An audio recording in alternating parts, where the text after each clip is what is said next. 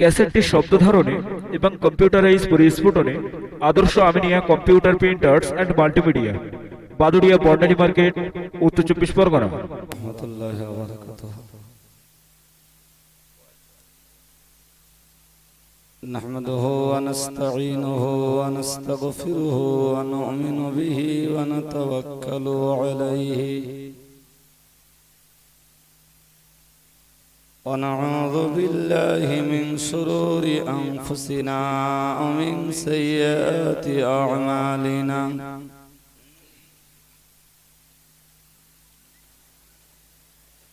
من يهده الله فلا مضل له ومن يضلله فلا هادي له، ونشهد أن لا إله إلا الله وحده لا شريك له،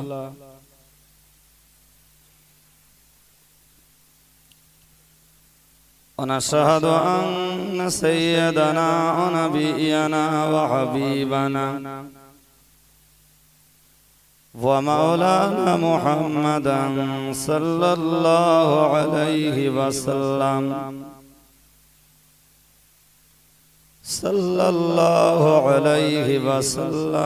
عبده ورسوله الذي أرسله بالحق بشيرا ونذيرا وداعيا إلى الله بإذنه وسراجا منيرا. فأعوذ بالله من الشيطان الرجيم. بسم الله الرحمن الرحيم.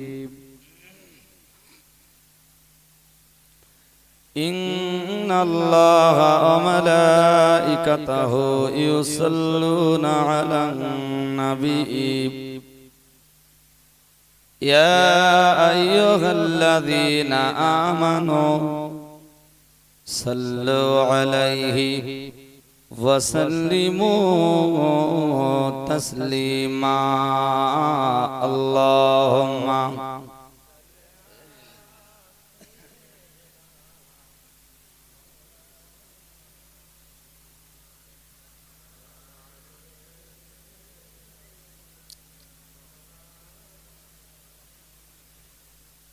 मेरे आँखों के पुतली में जलोगा रसूलुल्लाह का, मेरे सीना की आईना में नक्शा ही मोहम्मद का।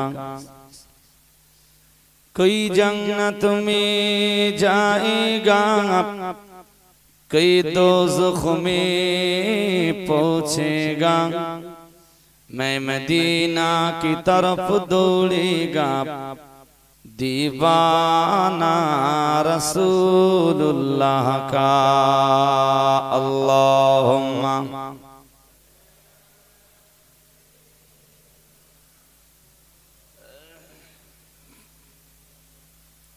व अला आलि सय्यिदिना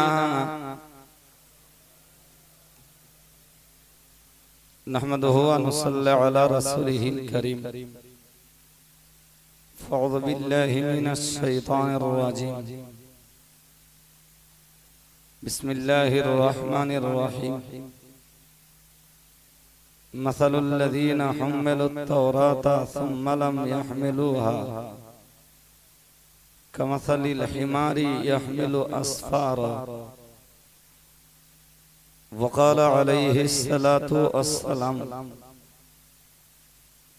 फ़क़ीहुन वाहिदुन अशद्दु अला शैतान मिन अल्फ़ आबिदिन औ कमा क़ाल अलैहिस्सलातु वस्सलाम। আজকের মাহফিলের নির্বাচিত সভাপতি সাহেব, আমন্ত্রিত দিগার ওলামায়ে হযরত, সমাবেত সুধী ধর্মজ্ঞান অনুসন্ধানী শ্রোতা মণ্ডলী, প্রধানাসীনা মা ও বোনেরা, এতক্ষণ ধরে ভাই মাওলানা আহসানুল্লাহ সাহেবের কাছে বেশ কিছু গুরুত্বপূর্ণ আলোচনা শুনলেন। আমি এসে বসেছি কোরআন শরীফের ছোট্ট একটি আয়াতের অংশ, প্রিয় রাসূলের জবানে বর্ণিত অগণিত হাদিসের ছোট্ট একটি হাদিস পড়েছি। চেষ্টা রাখছি আয়াত এবং হাদিসটিকে মাথায় রেখে কিছু কথা বলবো।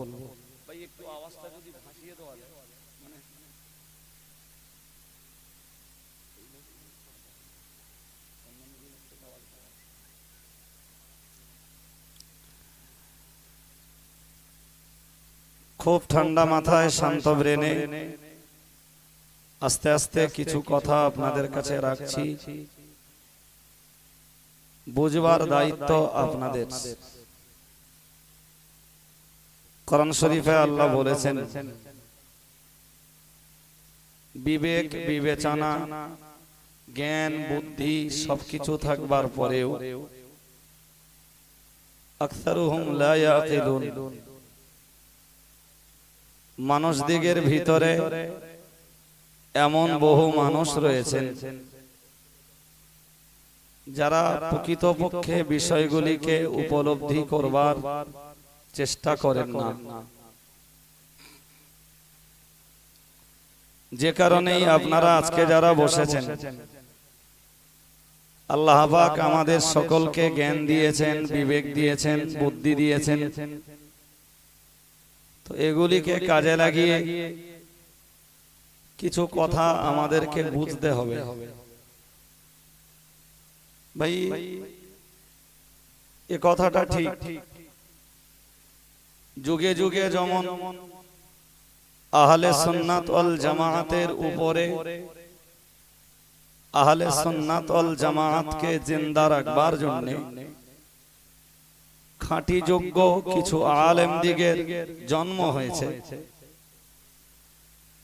ঠিক তথাই বছর যুগে যুগে সুন্নাত ওয়াল জামাআতকে ধ্বংস করবার জন্য,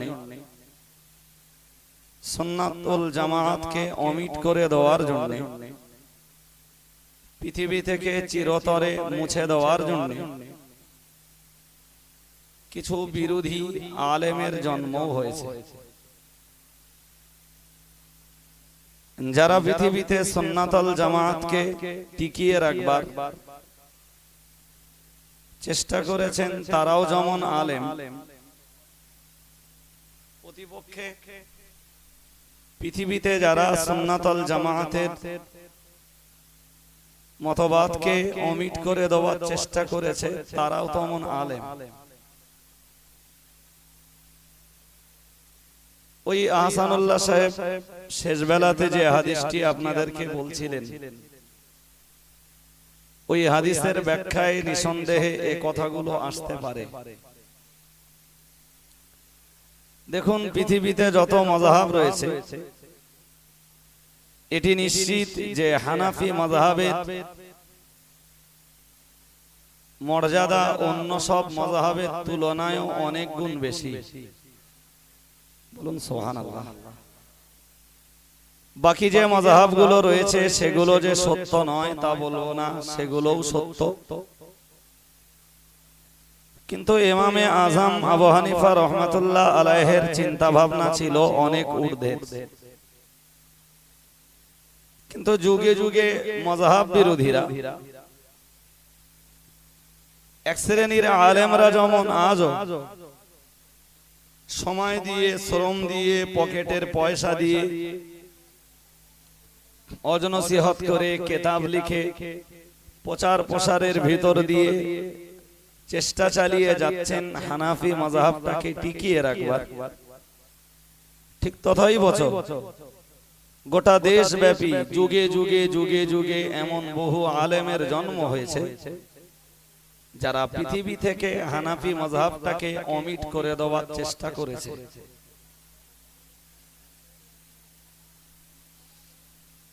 তো যারা এই সুন্নাত ওয়াল জামাআত বলুন, হানাফি মাযহাব বলুন, এগুলোকে পৃথিবী থেকে অমিট করবার চেষ্টা করেছে আল্লাহর খালেস খাঁটি আলেম যারা, তাদের বিরুদ্ধে জবান খুলে কিতাব লিখে সেগুলোকে রোধ করবার, প্রতিহত করবার চেষ্টা যুগে যুগে 16 আনার জায়গায় 18 আনা করেছেন।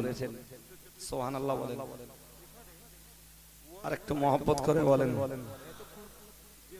তার ভিতরের একজন বিশিষ্ট তারকা হলেন, মন বাইরে দেবেন না, সবে শুরু করেছি তো শুরুর কথাগুলো শুনতে হবে। যে তার ভিতরের একজন বিশিষ্ট তারকা ছিলেন এই উপমহাদেশের শ্রেষ্ঠতম আলেমে দ্বীন, বসিরহাটের বড় মাওলানা আল্লামা রুহুল আমিন রহমাতুল্লাহ আলাইহি। আরে বাবা, মাওলানা আকরাম খা যখন এদেশের মাটিতে মাযহাবকে মিটিয়ে দেওয়ার জন্য বিভিন্ন ধরনের চক্রান্ত করছিল, বসিরহাট হুজুর মাওলানা আকরাম খার বিরুদ্ধে মৌখিক ভাবে যা প্রতিবাদ করেছেন তো করেছেন, জবানি প্রতিবাদ যা করেছেন তো করেছেন। মাওলানা আকরাম খা সাহেবের লেখা একাধিক বইয়ের এগেনস্টে বসিরহাট হুজুর কিতাব লিখেছেন। আমি একটা দুটো কিতাবের নাম বলি, একটু বোঝেন। হুজুর একটা কিতাব লিখেছেন খা সাহেবের মুস্তাফা চরিত্রের প্রতিবাদ। তার মানে বুঝতে পারেন? মাওলানা আকরাম খা সাহেব সেই জমানার একজন লামাযহাবী গড়া মাযহাব বিদ্বেষী। তিনি একটি কিতাব লিখেছিলেন, কিতাবটির নাম দিয়েছিলেন মুস্তাফা চরিত্র। রাসূলের জীবনের উপরে বইটা লিখেছিলেন। তো তাতে কোরআন হাদিসে বর্ণিত অনেক সত্য বিষয়কে মাওলানা আকরাম খা সাহেব মাওলানা আকরাম খা সাহেব অনেক সত্য বিষয়কে গোপন করেছিলেন। যেমন ওই যে আলেমদের কাছে শোনেন যে রাসূলের বক্ষ বিদারণ হয়েছিল, ওটাকে মাওলানা আকরাম খা সাহেব পুরোপুরি অস্বীকার করেছেন। এই জাতীয় বহু জিনিসকে অস্বীকার করে মুস্তাফা চরিত নামীয় বইটাকে যখন বাংলার মুসলমানদের ঘরে ঘরে তুলে দিচ্ছিলেন, আল্লামা রুহুল আমিন রহমাতুল্লাহ আলাইহি স্থির না থাকতে পেরে আকরাম খা সাহেবের মুস্তাফা চরিত নামীয় বইয়ের বিরুদ্ধে একটি কিতাব লিখলেন। কিতাবটার নাম দিলেন খা সাহেবের মুস্তাফা চরিতের প্রতিবাদ। এক দু নম্বরে, সবাই আমরা মুসলমানরা কোরআন শরীফের, হাদিস শরীফের বা আইম্মায়ে মুস্তাহিদিনদের রেখে যাওয়া একটা ল, একটা আইন অনুযায়ী নিজেদের জীবনকে পরিচালনা করি। সেই পিরিয়ডে মাওলানা আকরাম খা সাহেব আমরা যে ল অনুযায়ী হানাফি মাযহাবের মানুষরা জীবন অতিবাহিত করি বা জীবন পরিচালনা করি, আমাদের বিরুদ্ধে একটি কিতাব রচনা করলেন। বসিরহাট হুজুর সেটাকে সইতে না পেরে সেই কিতাবের প্রতিবাদে একটি কিতাব রচনা করে ফেললেন। কিতাবটির নাম দিলেন ইসলাম ও মুহাম্মাদাল ল।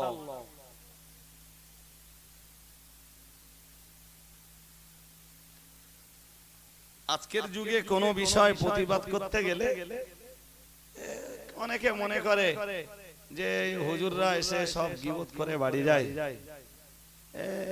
তা হুজুররা যদি গীবত করে তো আমরা গীবত করব তো কতক্ষণ? আপনারা আমার বুঝিয়ে বলেন দিন। এই মাওলানা আকরাম খা বসিরহাট হুজুরের জমানার মানুষ এবং বহুত বড় আলেম ছিলেন সেই জমানার। যে বসিরহাট হুজুর তার এগেনস্টে শুধু মৌখিক ভাবে প্রতিবাদ করেছেন তাই না, তার এগেনস্টে যে প্রতিবাদগুলোকে করেছিলেন দ্বীনকে বাঁচানোর জন্য, ইসলামকে জিন্দা রাখবার জন্য, হানাফি মাযহাবকে টিকিয়ে রাখবার জন্য, আহলে সুন্নাত ওয়াল জামাতের মতাদর্শকে জিন্দা রাখবার জন্য আজও বাংলার মুসলমানদের ঘরে ঘরে তার রেকর্ড হয়ে রয়েছে। আসলে দ্বীন ইসলামকে জিন্দা রাখবার জন্য যে প্রতিবাদগুলি করা হয়, অন্যায়ের যে প্রতিবাদগুলি করা হয়, এই প্রতিবাদগুলো মূলত গীবত নয়। আইম ওলামায়ে কেরামরা লিখেছেন, বরং এই জাতীয় প্রতিবাদগুলি করলে যারা এ প্রতিবাদ করেন, যারা এ প্রতিবাদের সহায়তা করেন, যারা এ প্রতিবাদের মদত করেন, যারা এ প্রতিবাদের সহযোগিতা করেন, আল্লাহ তাদের প্রত্যেকের আমলনামাতে জিহাদের সওয়াব লিপিবদ্ধ করে দেন। আর একটু মহব্বত করে, কারণ এটাই যে তাদের দ্বারাতে দ্বীন ইসলামের চূড়ান্ত ক্ষতি হচ্ছে। ওগো ভাই, এই এবছরে আমি বিপুল পরিমাণ করছি, এখনো মানুষের ভ্রান্তি, মানুষের গোমরাহি যায়নি। কার দ্বারাতে আল্লাহ দ্বীনের কতটা খেদমত করাবেন তা তিনি ভালো জানেন। আমার দ্বারা করাবেন না আপনার দ্বারা করাবেন, সেটা আল্লাহ মালিক ভালো জানেন। জি, যদিও হাদিসে পাকে এসেছে যে প্রিয় নবী সরওয়ারে কায়নাত মুহাম্মদুর রাসূলুল্লাহ সাল্লাল্লাহু আলাইহি ওয়াসাল্লাম বলেছেন যে আল্লাহ পাক রব্বুল আলামিন তোমাদের নবী বিশ্ব নবীকে কুরাইশ বংশের ভিতর থেকেই নির্বাচন করেছেন। সুবহানাল্লাহ বলেন, একটু মহব্বত করে বলবেন না? তাহলে যে কুরাইশ বংশ থেকে নবী মুহাম্মদ সাল্লাল্লাহু আলাইহি ওয়াসাল্লাম পৃথিবীতে এসেছেন, সে বংশের তো একটা মর্যাদা আছে না? নেই? আছে। এটা যেমন ঠিক, পাশাপাশি একটি হাদিস মনে রাখুন, শোনা আপনাদের আরেকবার বলছি। ভাইরা আমার মনে রেখে দিন, প্যারা নবী মুহাম্মদুর রাসূলুল্লাহ সাল্লাল্লাহু আলাইহি ওয়াসাল্লাম, আমার আল্লাহ নবী জানিয়ে দিয়েছেন, ও দুনিয়ার মানুষ মনে রেখে দাও, আমি মুহাম্মদুর রাসূলুল্লাহ সাল্লাল্লাহু আলাইহি ওয়াসাল্লাম, আমি আল্লাহ পাকের রাসূল বলছি, হালাকাতু উম্মতি আলা ইয়াদাই যিলমাতিন মিন কুরাইশিন। প্রিয় নবী মুহাম্মদুর রাসূলুল্লাহ সাল্লাল্লাহু আলাইহি ওয়াসাল্লাম, আমার আল্লাহ নবী সাহাবীদের কাছে ভবিষ্যৎবাণী করে বলেছিলেন, ও আমার সাহাবীরা মনে রেখে দাও, খুব তাড়াতাড়ি এমন একটা সময় আসবে, আমি মুহাম্মদুর রাসূলুল্লাহ সাল্লাল্লাহু আলাইহি ওয়াসাল্লাম বলে দিলাম, কুরাইশ বংশের কতিপয় অযোগ্য যুবকের হাতে আমি রাসূলুল্লাহ আমার বংশের মানুষগুলো শহীদ হয়ে যাবে।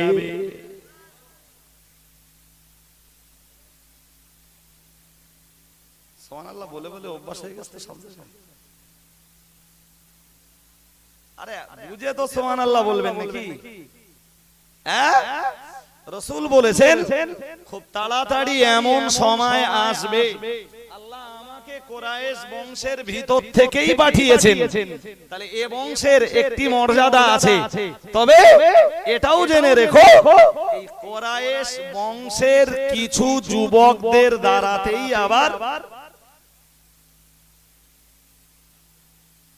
আমার বংশের মানুষগুলো শহীদ হবে। কি বুঝতেছেন ভাইরা আমার? মনে রেখে দিন, প্যারা নবী মুহাম্মদুর রাসূলুল্লাহ সাল্লাল্লাহু আলাইহি ওয়াসাল্লাম, আমার আল্লাহ পাকের হাবিবি, আমার আল্লাহর নবী বিদায় নিলেন 11 হিজরিতে, 10 হিজরির শেষ 11 হিজরির শুরুতে প্রিয় নবী রাসূলুল্লাহ বিদায় নিলেন। ও বাবাজিরা ভাইরা, আর রাসূলের ইন্তেকালের 50 বছর পরে 61 হিজরিতে কারবালার মরুপ্রান্তরে ইমাম হোসেন সহ হোসেন পরিবারকে, এক কথায় নবী পরিবারকে শহীদ হতে হয়েছিল ওই কুরাইশ বংশের অযোগ্য কিছু নেতাদের হাতেই।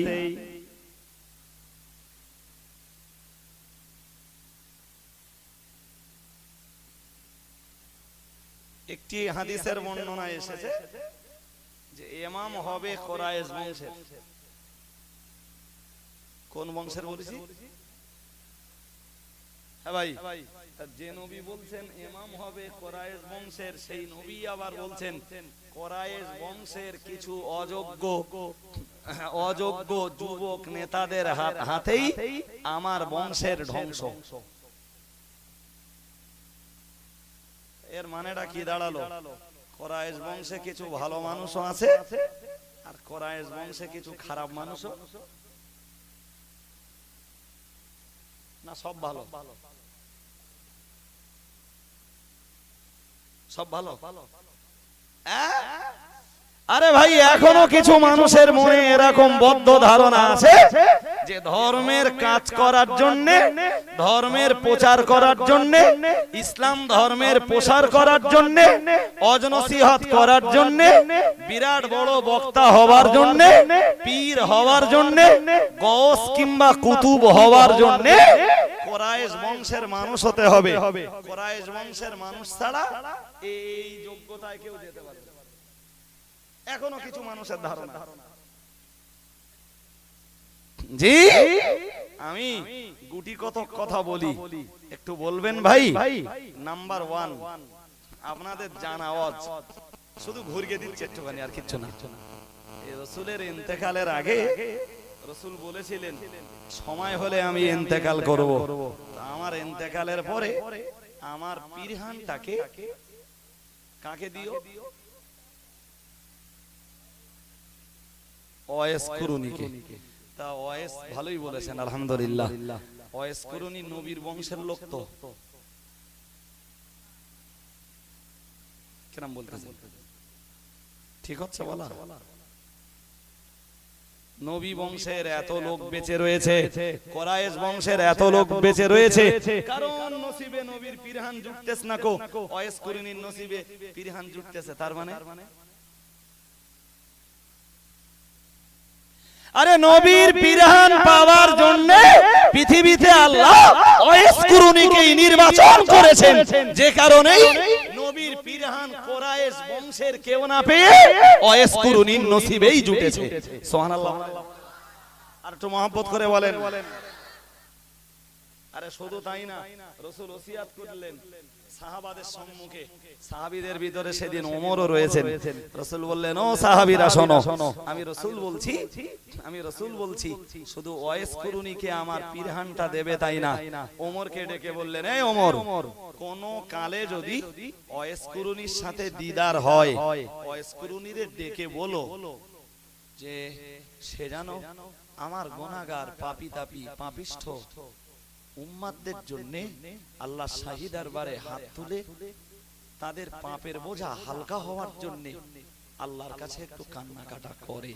আমি রাসূলুল্লাহ বলছি ওই ওয়াইস কুরুনিকে আল্লাহ এতটাই মর্যাদা দিয়েছেন, ও যদি আমার গুনাহগার উম্মাতদের জন্য পাপের বোঝা হালকা হওয়ার জন্য আল্লাহ শাহী দরবারে হাত দুটো তুলে চোখের পানি ফেলে, আমি রাসূল বলছি আল্লাহ ওর দোয়াকে কবুল করে নিয়ে আমার উম্মতের পাপের বোঝাকে হালকা করে দেবে। ভাইরা আমার মনে রেখে দিন, প্যারা নবী মুহাম্মদুর রাসূলুল্লাহ সাল্লাল্লাহু আলাইহি ওয়াসাল্লাম আমার আল্লাহ নবীর ইন্তেকালের পরে, ও বাবাজিরা ভাইরা, মুসলিম জাহানের খলিফা তখন দ্বিতীয় খলিফা হযরত ওমর ফারুক রাদিয়াল্লাহু তাআলা আনহু ওয়াইস কুরুনি নিজের গোত্রীয় মানুষদের সঙ্গে প্রিয় নবী মুহাম্মদুর রাসূলুল্লাহ সাল্লাল্লাহু আলাইহি ওয়াসাল্লাম আল্লাহ পাকের নবীর রওজায়ে আকদাসে এসেছেন। ও বাবাজিরা ভাইরা, মাথায় রাখুন, তামাম জীবন ধরে ওয়াইস কুরুনি নবীরে অনেক মহব্বত করেছেন, নবীরে অনেক ভালোবেসেছেন। না না না না না, কিন্তু যেন ওয়াইস কুরুনির সাথে নবীর কোনোদিন দিদার হলো না। দয়ার নবীর ইন্তেকালের পরে ওমরের খেলাফতের পিরিয়ডে ওয়াইস কুরুনি যখন মদিনায় এসেছেন, ও বাবাজিরা ভাইরা, মাথায় রাখুন, চলতে চলতে ফারুক আজম ওমরের সঙ্গে দিদার করতে এসেছেন। আল্লাহ পাকের নবী সাহাবী হযরত ওমর ওয়াইস কুরুনিকে দেখে চিনে ফেললেন। ও বাবাজিরা ভাইরা, মাথায় রাখুন, ওয়াইস কুরুনিকে ডেকে বললেন, মা ইসমুকা, কি নাম তোমার? ওয়াইস কুরুনি এক বাক্যে বলল, আমার নাম হলো আব্দুল্লাহ। আব্দুল্লাহ হযরত ওমর বললেন, আব্দুল্লাহ মানে আল্লাহর বান্দা, তো ওই সূত্রে আমার নামও আব্দুল্লাহ। কিন্তু আপনি বলবেন ছোটবেলায় আপনার মা বাবা আপনার পরিচয়ের জন্য কি নাম রেখেছিলেন? মানে হযরত ওমরের জন্য রাসূল কিছু নিদর্শন বলে দিয়েছিলেন যে তার গায়ে শ্বেত রোগ হবে, ওই পাখর রোগ, বোঝেন পাখর রোগ, সারা গায়ে চাকা চাকা দাগ হবে, সব দাগ লুকিয়ে যাবে, শুধু একটা দাগ থাকবে। ওই দাগটা দেখে তুমি চিনে নিও ওমর। হযরত ওমর ঠিক ওই নিদর্শনটা দেখেই ওয়াইস কুরুনিকে চিনে ফেললেন, আর তাকে ডেকে জিজ্ঞেস করলেন, কি নাম তোমার? মা ইসমুকা, কে তুমি, কি নাম তোমার? ওয়াইস কুরুনি এক বাক্যে বলল, ইসমি আব্দুল্লাহ, আমার নাম আব্দুল্লাহ। ওমর বললেন, আব্দুল্লাহ তো সবাই, যত মুমিন আছে, আল্লাহর যত বান্দা আছে সবাই আব্দুল্লাহ। ছোটবেলায় তোমার পিতামাতা তোমার কি নাম রেখেছিলেন? আমার নাম রেখেছিলেন ওয়াইস। বাইরাবার মনে রেখে দিন, প্যারা নবী মুহাম্মদুর রাসূলুল্লাহ সাল্লাল্লাহু আলাইহি ওয়াসাল্লাম, আমার আল্লাহ নবীর প্রিয় সাহাবী হযরত ওমর ফারুক বুকের ভিতরে টেনে নিলেন। ও বাবাজিরা ভাইরা, নিজের কোলে টেনে নিয়ে চোখের পানি ফেললেন, কান্নাকাটা করলেন। ওয়াইস কুরুনিরে ডেকে বললেন, তুমি আল্লাহর প্রিয় বান্দা, তুমি আল্লাহর মাহবুব বান্দা, প্রিয় নবী মুহাম্মদুর রাসূলুল্লাহ সাল্লাল্লাহু আলাইহি ওয়াসাল্লাম, আল্লাহ পাকের নবী তোমার প্রশংসায়, আল্লাহ পাকের হাবিব তোমার গুণগানে অনেকগুলো হাদিস বর্ণনা করেছেন। তোমার নসিব কতই না ভালো, নবীর সঙ্গে তোমায় দিদার হলো না, নবীর সঙ্গে তোমায় সাক্ষাৎ হলো না, নবীর সঙ্গে তোমায় দেখা হলো না, কিন্তু প্রিয় নবী মুহাম্মদুর রাসূলুল্লাহ সাল্লাল্লাহু আলাইহি ওয়াসাল্লাম তোমায় এত মহব্বত করেছেন, এত ভালোবেসেছেন, রাসূলের ব্যবহারিত পিরিহানটুকু তুমি নবী বংশের কেউ না হবার পরেও আল্লাহ পাক তোমার নসিবে কবুল করে নিয়েছে। আটু মহব্বত করে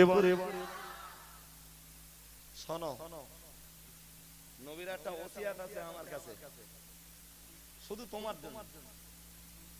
আজকে আমি তোমারে পেয়েছি, আমি আবেদন করব নবীর ওই ওসিয়াতটুকু তুমি পালন করো। কি বাইরাবার মনে রেখে দিন, প্যারা নবী মুহাম্মদুর রাসূলুল্লাহ সাল্লাল্লাহু আলাইহি ওয়াসাল্লাম, আমার আল্লাহ নবীর প্রিয় সাহাবী। ও বাবাজিরা ভাইরা, মাথা রাখুন, মুসলিম জাহানের দ্বিতীয় খলিফা, আমিরুল মুমিনিন, খলিফাতুল মুসলিমিন হযরত ওমর বললেন, রাসূলুল্লাহকে বলতে শুনেছি, ওয়াইস কুরুনির সঙ্গে যদি তোমার দিদার হয়ে যায় ওমর, তুমি ওয়াইস কুরুনির ডেকে বলো, আমার গুনাহগার পাপী তাপী উম্মতদের জন্য ওয়াইস জানো আল্লাহ তাআলা, আল্লাহ পাকের শাহী দরবারে হাত দুটো তুলে ক্ষমা চাইতে, ক্ষমা যেন চাইতে থাকে। ওয়াইস যদি আমার পাপী তাপী গুনাহগার উম্মতদের জন্য আল্লাহ শাহী দরবারে হাত দুটো তুলে ক্ষমা চাইতে থাকে, আল্লাহ তাআলা ওয়াইসের দোয়াকে কবুল করে নিয়ে আমি মুহাম্মদুর রাসূলুল্লাহ সাল্লাল্লাহু আলাইহি ওয়াসাল্লাম আমার গুনাহগার পাপী তাপী উম্মতদের জীবনের গুনাহকে maaf করে দেবে। আজকে সুযোগ হয়েছে, সেটা পালন করতে হবে। ওয়াইস কুরুনি বললেন, শুনুন, আপনার আমার চেয়ে আমার মর্যাদা অনেক বেশি। তাহলে কেন? তাহলে বলছি তো, ওয়াইস কুরুনি ছোট্ট করে রাসূলের একটি হাদিস বললেন, লা তামাসসুন নার, রাসূল বলেছেন জাহান্নামের আগুন তাকে স্পর্শ করবে না, মাররাআনি, যে ব্যক্তি ঈমান হালাতে আমি রাসূলুল্লাহ আমাকে দেখেছে, ঈমান হালাতে যে চোখ আমাকে দেখেছে, আমি রাসূল বলছি ওই চোখে জাহান্নামের আগুন স্পর্শ করবে। আপনি রাসূলুল্লাহকে ঈমান হালাতে বহুবার দেখেছেন, সুতরাং জাহান্নামের আগুন আপনাকে স্পর্শ করবার নয়। আপনি একটু আল্লাহর কাছে ক্ষমা চান নবীর উম্মতদের জন্য। নবী যে ওসিয়াতটা আমার জন্য করে গেছেন, আর আমি আবেদন করছি, যেহেতু আমার চেয়ে মর্যাদা আপনার অনেক বেশি, আপনি নবী দেখা মানুষ, তাই আমি আবেদন করছি দোয়া আপনি করেন, আর আমি পিছনে দাঁড়িয়ে দাঁড়িয়ে শুধু আমিন আমিন আমিন করি। ভাইরা আমার মনে রেখে দিন, প্যারা নবী মুহাম্মদুর রাসূলুল্লাহ সাল্লাল্লাহু আলাইহি ওয়াসাল্লাম আমার আল্লাহ নবীর প্রিয় সাহাবী ফারুক আযম বলেছিলেন, ওরে ওয়াইস কুরুনি, অবশ্যই তোমার মনে রাখা দরকার প্রিয় নবী মুহাম্মদুর রাসূলুল্লাহ সাল্লাল্লাহু আলাইহি ওয়াসাল্লাম আল্লাহ পাকের নবী তোমার ব্যাপারে যেদিন আমাদের কাছে ওসিয়াত করেছিলেন, দয়ার নবীর জলিলুল কদর সাহাবীরা প্রায় সব ওই মজলিসে ছিলেন। আমরা কেউ আল্লাহ শাহী দরবারে হাত তুলবার উপযুক্ত হলে মহান আল্লাহ পাক রব্বুল আলামিন দয়ার নবীর উম্মতদের গুনাহ মাফির জন্য হাত তুলে কান্না কাটার উপযুক্ত ব্যক্তি আমরা কেউ হলে দয়ার নবী রাসূলুল্লাহ তার গুনাহগার পাপী তাপী উম্মতদের জন্য আমাদেরকে হাত তুলে দোয়া চাইবার নির্দেশ দিতেন। না না না না না, দয়ার নবী রাসূলুল্লাহ নির্দেশ আমাদের কাউকে না দিয়ে দয়ার নবী আপনার ব্যাপারে যেহেতু ওসিয়াত করে গেছেন, তাই আমি ওমর বলবো আল্লাহ শাহী দরবারে হাত দুটো তুলে আমার গুনাহগার পাপী তাপী উম্মতির আল্লাহর নবীর গুনাহগার উম্মতের পাপী আল্লাহ পাকের হাবিবের গুনাহগার পাপী তাপী উম্মতের জন্য আপনি একটু ক্ষমা চাইতে থাকুন। আমি ওমরও বিশ্বাস করতে পারি আপনি হাত তুলে চোখের পানি ফেললে আল্লাহ তাআলা আল্লাহ পাকের শাহী দরবারে আপনার দোয়া কবুল হয়ে যাবে। বাইরা ভালো করে মাথায় রাখুন, দয়ার নবী রাসূলুল্লাহ আল্লাহর হাবিবের প্রিয় সাহাবী ওমরের কথা আর তিনি ফেলতে পারলেন না।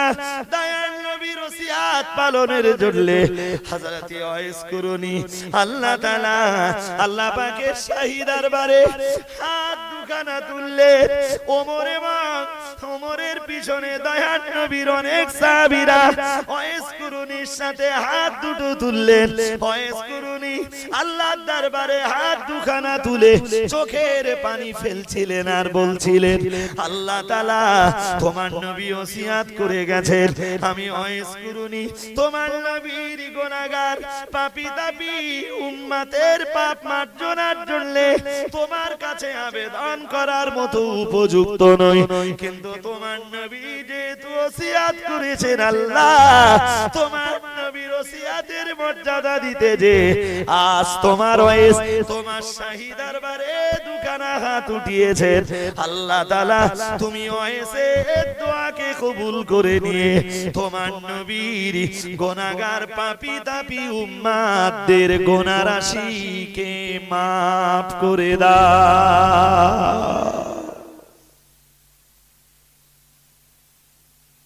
ওগো ভাই, বক্তব্য আমার অন্য কিছুই নয়, ধারণাটা শুধু পাল্টাতে বলছি যে রাসূল যখন ওয়াইসের জন্য ওসিয়াত করেছেন কুরাইশ বংশের আর নবী সাহাবীদের, তখন যোগ্য সাহাবীরা বেঁচে রয়েছেন।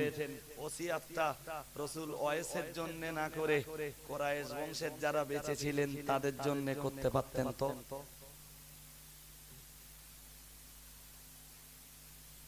তাহলে এই বদ্ধ ধারণাটা যেন দূর হয় যে ইসলামের প্রচার করতে গেলে, ইসলামের প্রসার করতে গেলে, দ্বীনের খেদমত করতে গেলে, ওয়াজ করতে গেলে কুরাইশ বংশের মানুষ হতে হবে, এই ধারণাটা যেন মনের ভিতর থেকে দূর হয়। এই আফজানগরের ভাইদের এই ধারণাটা যদি রজওয়ালির একদিনে রজে দূর হয়, তা আমি মনে করব যে রজওয়ালির ওয়াজ করতে আসবার সার্থকতা হয়েছে। আবার আরেকদিন আসবো, সেদিন এই কথাগুলো বাদ দিয়ে আবার একটা কিছু বলে যাব ইনশাআল্লাহ। জি ভাই, আমার বলবার মতো বুঝিয়ে বলবার মতো ধৈর্যও নেই আর সময়ও থাকবে না। মুফতি সাহেব 11টার আগে হয়তো ঢুকে যাবেন, 11টাতেই উঠবেন, আমি ছাড়বো। শুধু বোঝানোর জন্য আরো দুটো কথা বলছি। আজকের এই জমানাটা দেখি আর রাসূলের সাহাবীদের চিন্তা করি। বিশ্বাস করুন, আমার ওয়াজ এমনি পার্টিকুলার 1.5 ঘন্টা ওয়াজ করলে একটা কোনো বইতে আপনি খুঁজে পাবেন না। ওই বইটই এটা সেটা যখন পড়ি আর পড়ার পরে বিরাট ভাবি যে কোনটা কোন জায়গায় দিয়ে মানুষকে বোঝানো যাবে, মানুষের স্মৃতিতে ঢোকানো যাবে, মানুষকে মানুষের উপলব্ধিতে আনানো যাবে, বিরাট ভাবি, মানে পড়ার চেয়ে ভাবি বেশি। যে ভাই রসুলের ইন্তেকালের পরে নবী যা বলেছেন, রসুল যা করেছেন, আর রসুল যেগুলো সমর্থন করেছেন সেইগুলোরে কি বলে? বলেন বলেন হাদিস বলে। তো এত দেরি হচ্ছে কেন?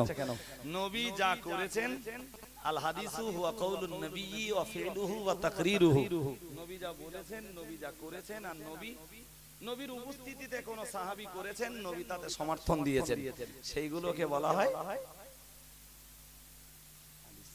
হাদিস। আমরা কাদের কাছে পেলুম? নবীর মুখে শুনেছি?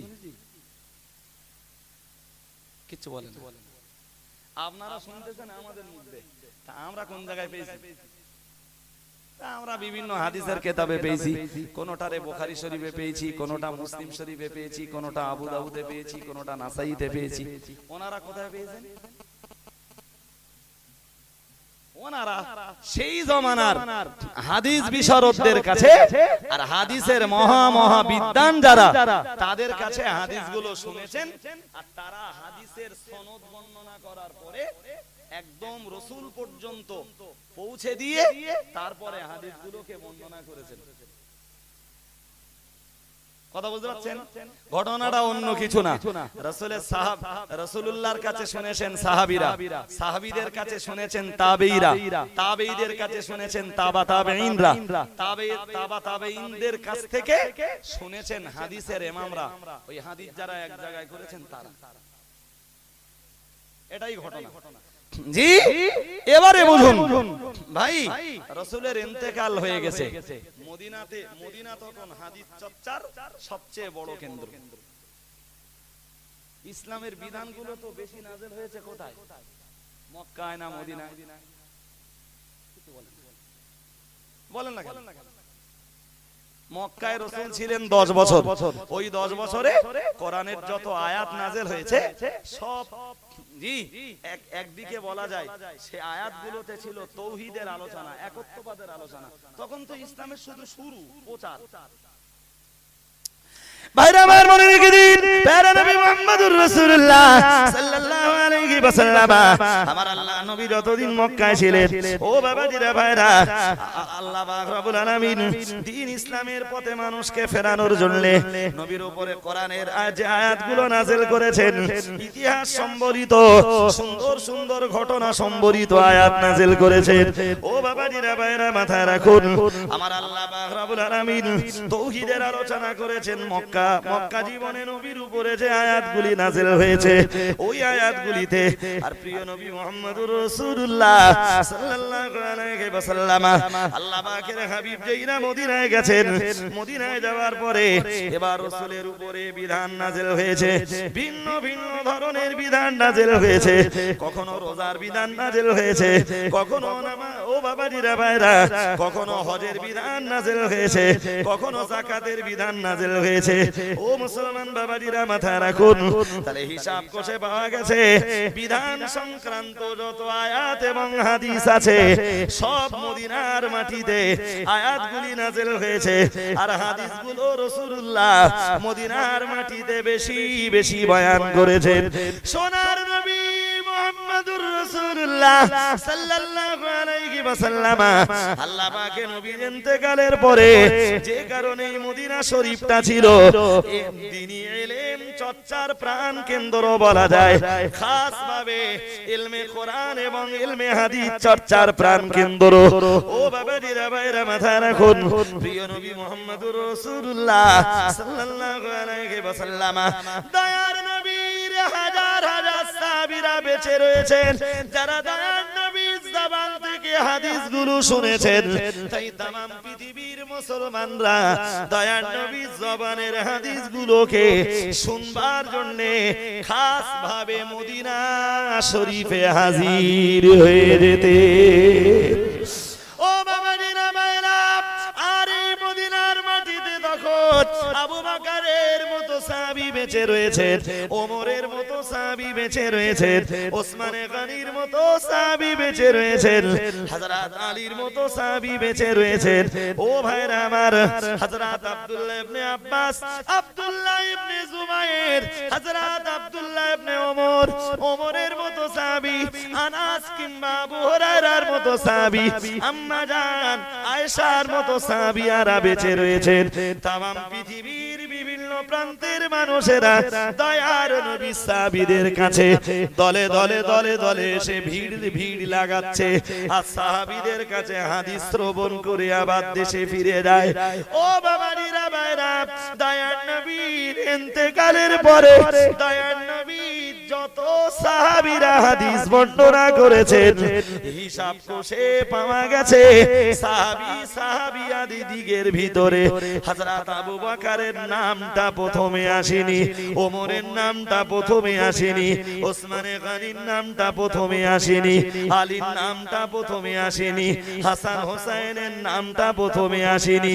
দয়ার নবীর ইন্তেকালের পরে যারা নবীর জবানের হাদিসগুলো বর্ণনা করেছেন, না না না না না, নবী বংশের কারণ নাম এক নম্বরে আসেনি, কুরাইশ বংশের কারণ নাম এক নম্বরে আসেনি। ও বাবাজিরা ভাইরা, নবীর কোন আপনজনের নাম এক নম্বরে আসেনি। হাদিস বর্ণনা করে নবীর ইন্তেকালের পরে যিনি এক নম্বরে স্থানটাকে অধিকার করেছিলেন, তিনি কুরাইশ বংশেরও কেউ ছিলেন না, নবী বংশেরও কেউ ছিলেন না। ও বাবাজিরা ভাইরা, তিনি নবীর আত্মীয় স্বজন, প্রিয়জন আর আপনজনদের ভিতরে কেউ ছিলেন না।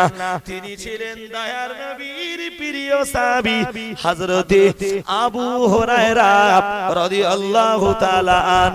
একটু মহব্বত করে বলে, একটু মহব্বত করে বলে,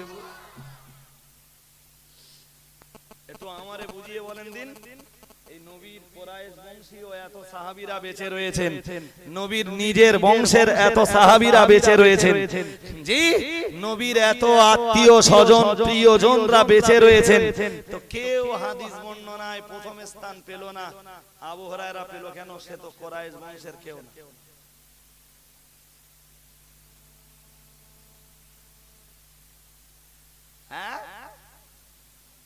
জি শোনেন, এই ভাই বলেছেন, একটা জবাব দিয়েছেন, আপনারা তো কেউ কিছু বলেন না। এক ভাই এক জবাব দিয়েছেন, জবাবটা বলে দেই, সবাই শুনেলেন। বলেছে সব সময় নবীর কাছে থাকতেন, মগার আবু বকর সে ज्यादा, আবু বকরের চেয়েও বেশি।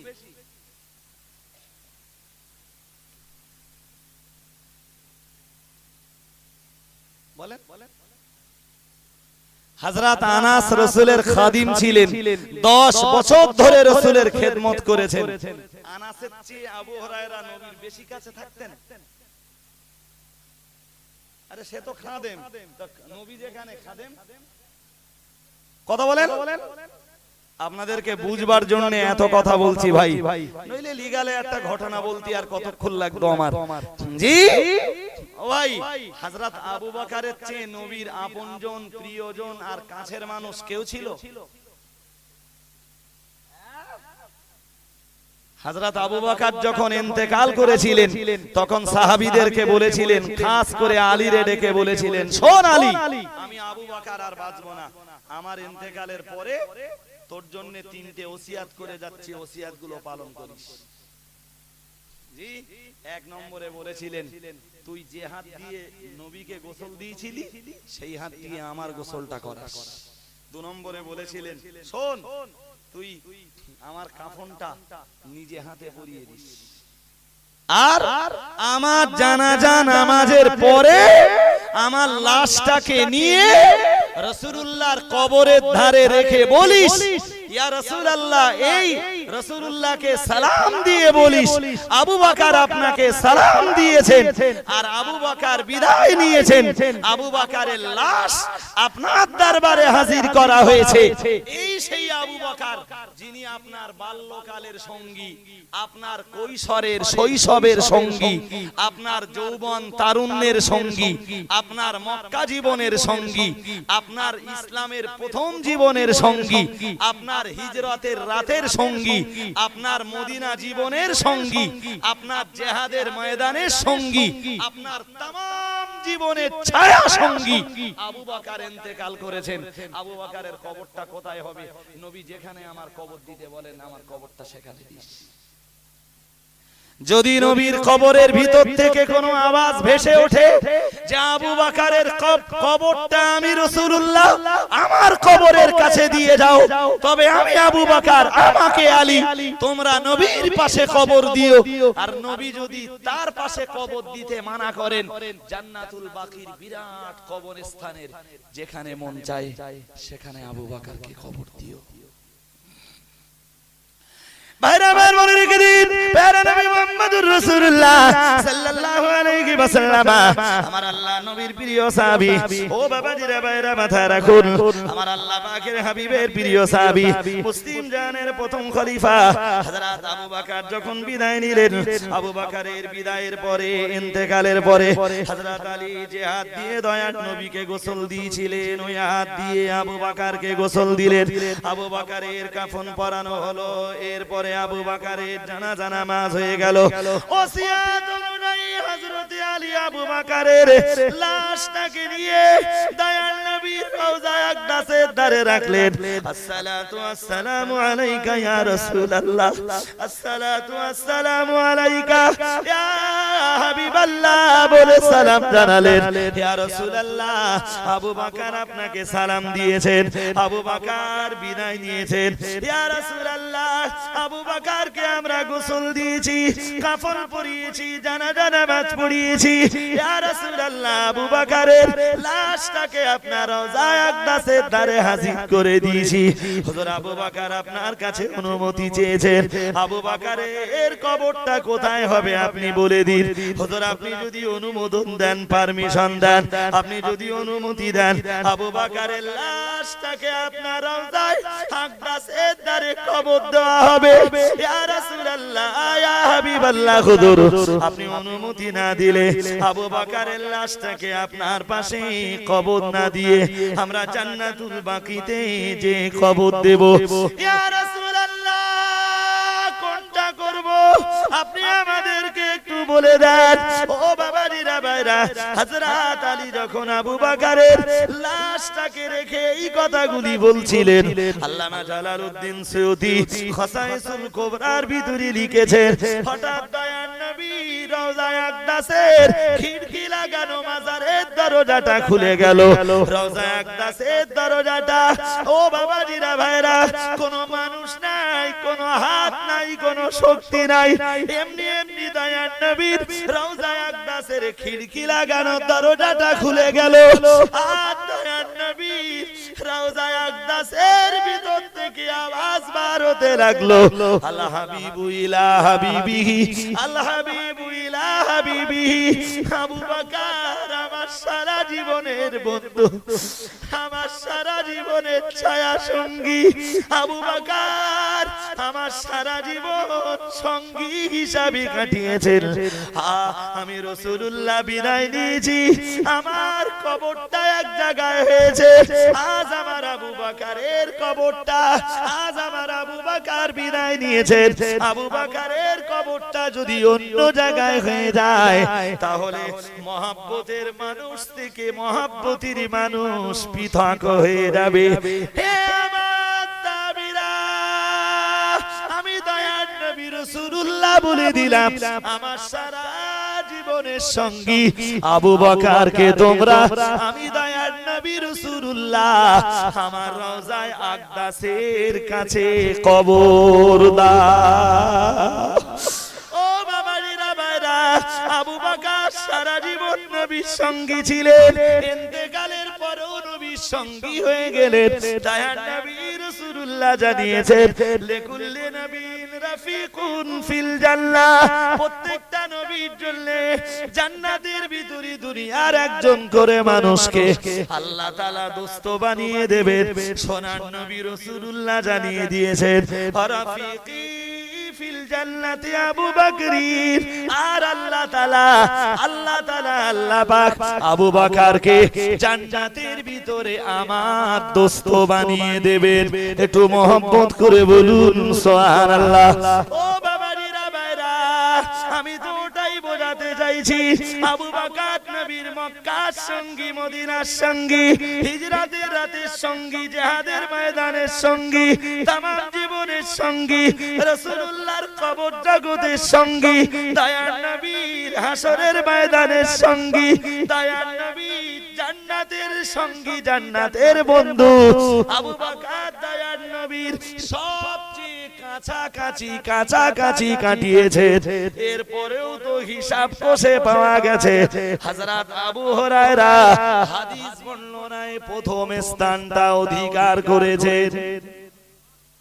একটু মহব্বত করে কেন হলে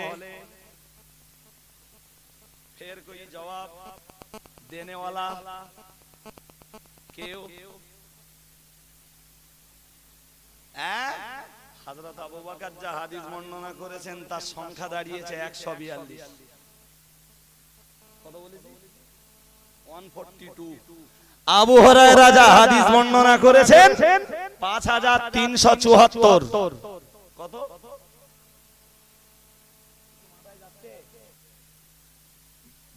আমার বক্তব্য আপনাদের কাছে অন্য কিছুই নয়, নবীর ইন্তেকালের পরে মদিনার মাটিতে যখন হাদিস চর্চা চলছিল, হযরত আবু হুরায়রা প্রথম স্থানটা দখল করেছেন। অথচ আবু হুরায়রা কুরাইশ বংশের আর নবী বংশের আর নবীর আপনজন, প্রিয়জন, স্বজনদের কেউ ছিলেন না। তাহলে হাদিস এত বেশি বর্ণনা করলেন, এর মুদ্দা জবাব হলো আবু হুরায়রাকে আল্লাহ হাদিসের খেদমতের জন্য বেছে নিয়েছেন, তাই আবু হুরায়রা হাদিসের অতটা খেদমত করেছেন। সুবহানাল্লাহ। একটু মন খুলে বলে, এরপরেও কি মনে মনে হবে নাকি যে ওয়াজ করার জন্য, বক্তৃতা করার জন্য, দ্বীন ইসলামের প্রচার করার জন্য, পীর হবার জন্য, গওস কুতুব হবার জন্য সব সময় কুরাইশ বংশের লোক হতে হবে? কুরাইশ বংশের লোক নয় এমন ব্যক্তিদেরকে দিয়েও তো আল্লাহ দ্বীনের চূড়ান্ত খেদমত করিয়েছেন। কার দ্বারাতে কি করাবেন সে তো আল্লাহই জানেন। তুমি জোর করে ঠেলে দিলে হবে না, আমি ঠেলে দিলে হবে? হ্যাঁ ভাই, এই বাস্তব সত্য, এই বাস্তব সত্য গোপন করি কি করে বলেন? জায়গা আছে? হ্যাঁ, ওই ভাই বলেছেন, ভাইয়ের কথাটার আরেকটুখান জবাব দেবো।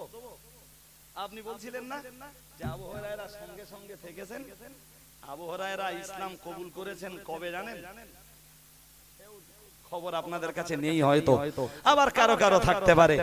আলেম যারা আছেন, আমি জানি অনেক আলেমরা আমাদের মজলিসে বসে ভাই, আলেমদের উদ্দেশ্যে বলছি, আলেমরা জানেন, শুনে নেবেন। খয়বার তখন বিজয় হয়েছে। খয়বার বিজয় মানে নবীর বয়স তখন 59। কত? 59, 59 বছর। নবী হায়াতে ছিলেন কতদিন? কত বছর বাকি আছে?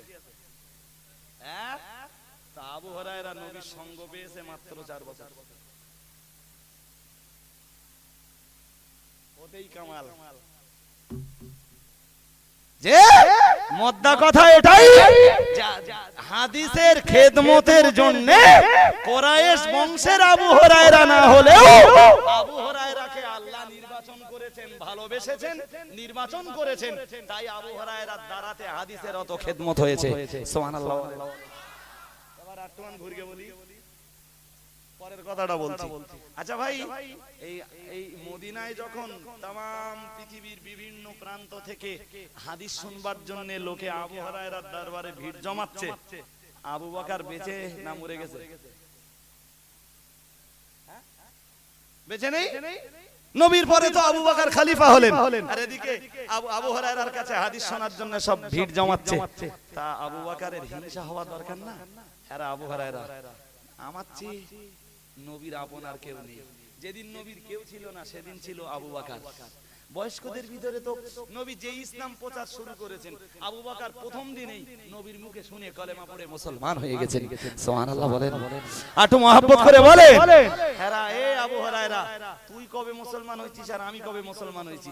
তোর নবীর পাশে যেদিন কেউ ছিল না, তুই তো নবীর সুখের দিনে মুসলমান হয়েছিস, আমি নবীর দুঃখের দিনে নবীর পাশে ছিলাম। আর হাদিস শোনার জন্য সব তোর কাছে যাচ্ছে, আমার কাছে আসতেছ না। দাঁড়াতে ব্যবস্থা নিচ্ছি। রাগ হয়েছে কোনদিন? এই জোর করে বলেন, রাগ হয়েছে? কোনদিন রাগ হয়নি। রাসূলের সাহাবী ফারুক আযম ওমর বেঁচে রয়েছেন, যে হযরত ওমর তো বলতে পারতেন, শোন কোরআন শরীফ নাযিল হয়েছে, কোরআন শরীফের বহু আয়াত হযরত ওমরের সমর্থনে নাযিল হয়েছে। তা আল্লাহ আমার সমর্থনে কোরআনের এত আয়াত নাযিল করেছেন, আমি নবীর বিরাট প্রিয় ছিলাম। তোরা হাদিস শুনতে আমার কাছে না এসে আর হযরত আবু হুরায়রার কাছে যাচ্ছিস, সে তো কুরাইশ বংশের বাইরে, ওর কাছে যাচ্ছিস কেন? কোনো ক্ষোভ দুঃখ কিছুই নেই।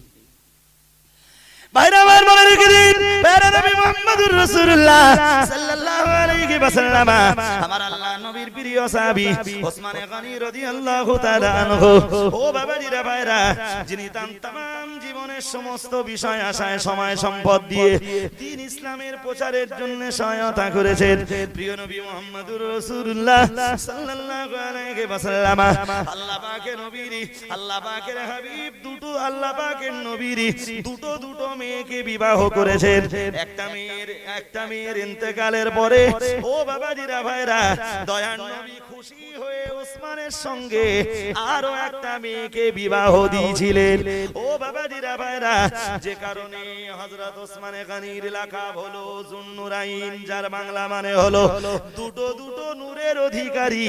ও বাবাজিরা ভাইরা, আল্লাহ পাকের হাবিব, আল্লাহ পাকের নবীর দুটো মেয়েকে বিয়ে করার কারণে হযরত ওসমান গনির লাকাব হয়ে গেল যুন্নুরাইন।